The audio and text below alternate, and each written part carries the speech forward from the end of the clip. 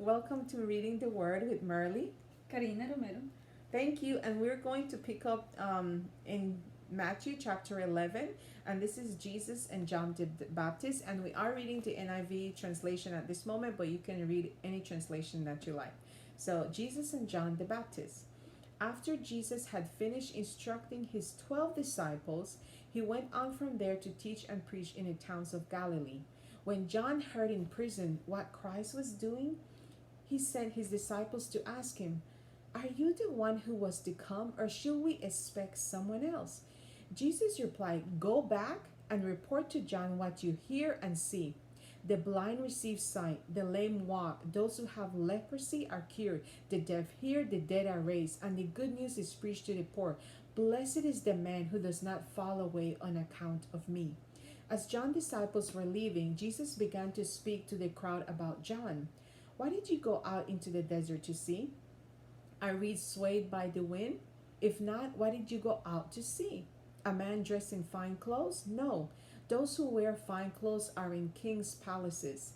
Then what did you go out to see? A prophet? Yes, I tell you, and more than a prophet. This is the one about whom it is written, 'I will send my messenger ahead of you, who will prepare your way before you.' I tell you the truth, among those born of woman there has not risen anyone greater than John the Baptist. Yet he who is least in the kingdom of heaven is greater than he. From the days of John the Baptist until now, the kingdom of heaven has been forcefully advancing, and forceful men lay hold of it. For all the prophets and the law prophesied until John, and if you are willing to accept it, he is the Elijah who was to come. He who has ears to hear, let him hear. To what can I compare this generation? They are like children, sitting in the marketplaces and calling out to others, 'We played the flute for you, and you did not dance. We sung a dirge, and you did not mourn. For John came neither eating nor drinking, and they said he has a demon. The Son of Man came eating and drinking, and they say he is a glutton and a drunkard, a friend of tax collectors and sinners. But wisdom is proved right by her actions." And I will stop there on verse 19. I will stop on verse 19, and Karina will read 1 to 19. Ok, thank you, Meli. Sí, Jesús y Juan el Bautista.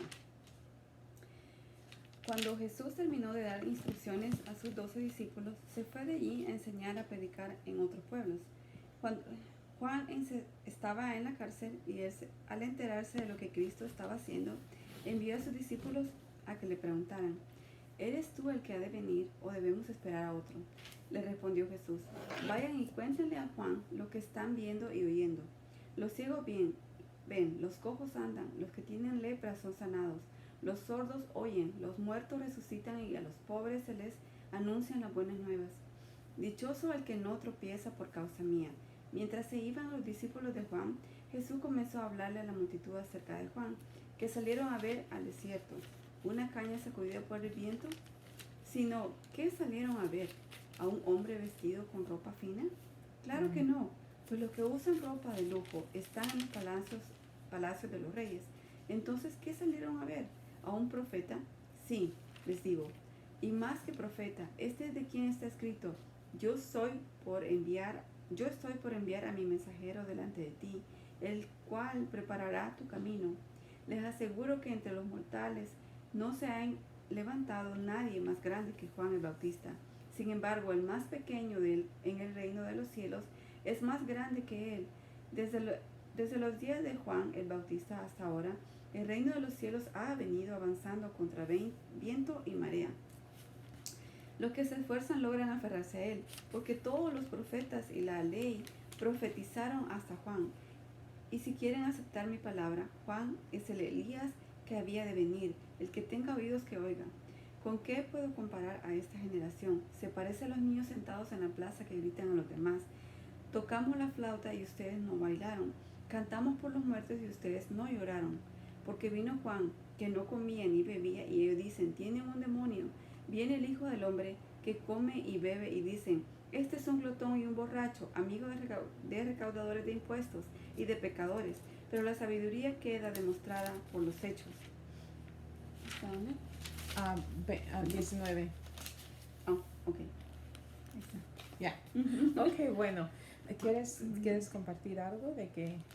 Sí, sí, de verdad que esta escritura me hace reflexionar mucho en cuanto a que Dios nos ha puesto muchos ejemplos, nos ha dado la palabra, ha usado a muchas personas, a los profetas, como dice, para traernos el mensaje y aún a Jesús, a su propio Hijo.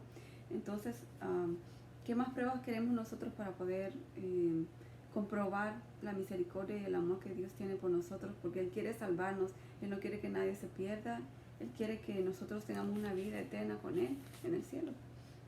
Ok. Amén. Este es un capítulo muy interesante por varias razones. Eso es lo que encuentro que es interesante. Sí, bueno, en Mateo 3, estamos leyendo 11, no quiero equivocarlos, confundirlos. Estamos leyendo Mateo 11. Y aquí dice que Juan, lo que dice que Juan, when John heard in prison what Christ was doing, he sent his, let me go in English.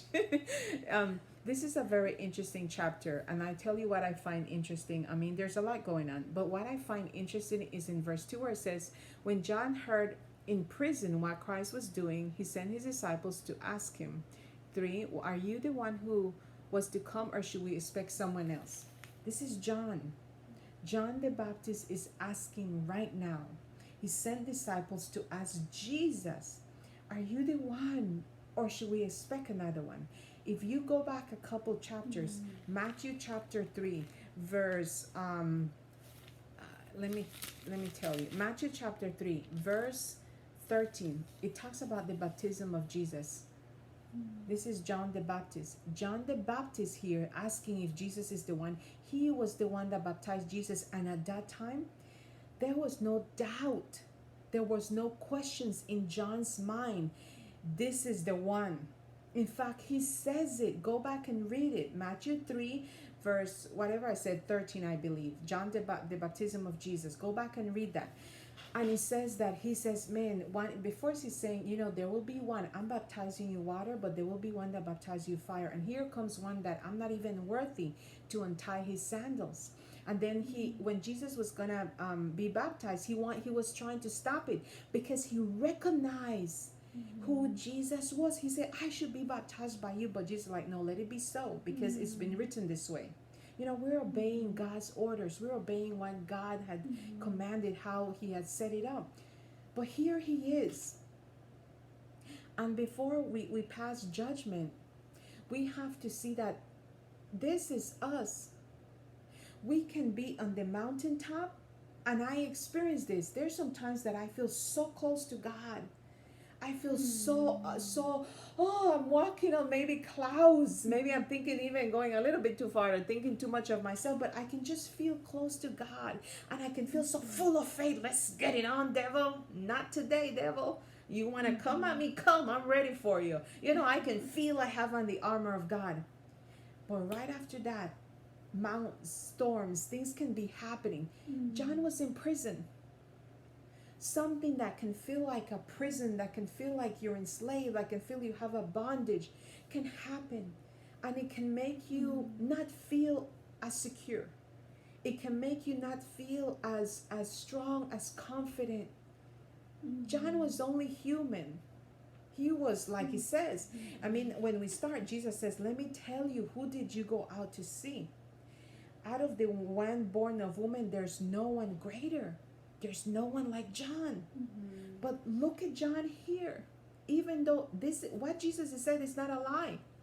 John is all that in a bag of chips, let me tell you, spiritually for God. Might not look like that to the world because he didn't wear fancy clothes and didn't eat like the best luxury food. Locusts and honey was his food if you find out more about John. But he was the man of God. He was the man on fire. He was God's man. And physically, he's also the cousin of Jesus. But spiritually, that too. He was like, like they're thick. That's how close, that's how much of God John had in him. He was separated. But here is that man of God. Here is that secure man, that man that, and this happens in our world, people. We see this, especially, I'm talking now also to Christians or people who have seen Christians. You have seen men and women of God, whether they're leaders or not, you have seen them fall. Fall from this power, fall from this faith, or fall from where you have put them, or where sometimes where really God has put them to, where they're serving, they're on fire, they're doing what God assigned them to do. John was assigned to baptize Jesus and to do more. He came to prepare the way. But guess what? He can also have bad days. He can have those dark moments, dark times. And what Jesus does, he says, take a look at me. He's saying, what is happening? So maybe what you can get from this, look around you. Is God doing anything? Are the blind watching? And it might be, are you seeing? Is someone's eyes opening? So take a look around. Maybe that's what we need to do. Sometimes when we find ourselves insecure and doubt, I need to look around sometimes, because actually that's what helps us. Like, no.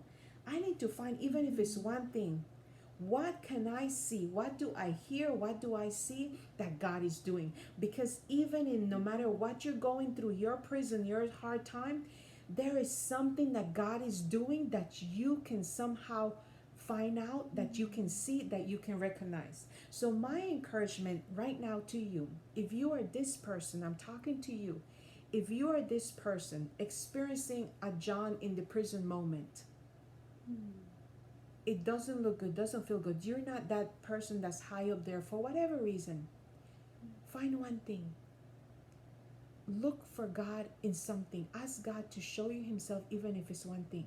Even if it's the fact that you're breathing, that you're seeing us right now, that you're hearing us, God is doing something. So even right now, I'm going to tell you, if you can't find nothing, I'm telling you right now, God is doing something. He's letting you hear these words to let you know, I am here for you and I have not left you.